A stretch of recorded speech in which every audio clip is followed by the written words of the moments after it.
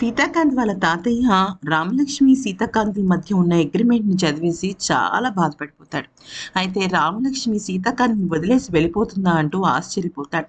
ఆ తర్వాత ఏమవుతుంది అంటే ఇక శ్రీలత భోంచేయను అని చెప్పేసరికి సీత శ్రీలత దగ్గరికి వెళ్ళి, "దయచేసి నువ్వు అవన్నీ మర్చిపోమ్మా.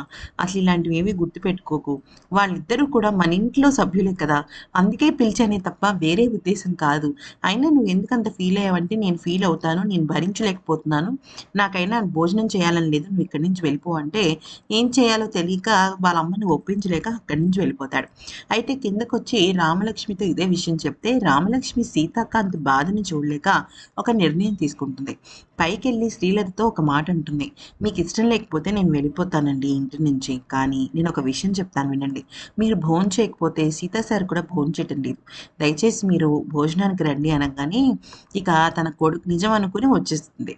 వచ్చేసి నేను నా కోడలు పిలిచిందనే వచ్చాను అనంగానే లేకపోతే నాకు కోపంగానే ఉంది అనంగానే అప్పుడు సీతాకాంత్ షాక్ అవుతాడు. రామలక్ష్మి చేసిందా ఇదంతా అన్నట్టుగా అనమాట. ఆ తర్వాత రామలక్ష్మితో ఏమంటాడంటే, "చూసావా మా అమ్మకి నీ మీద కోపం లేదు" అంటూ మురిసిపోతాడనమాట.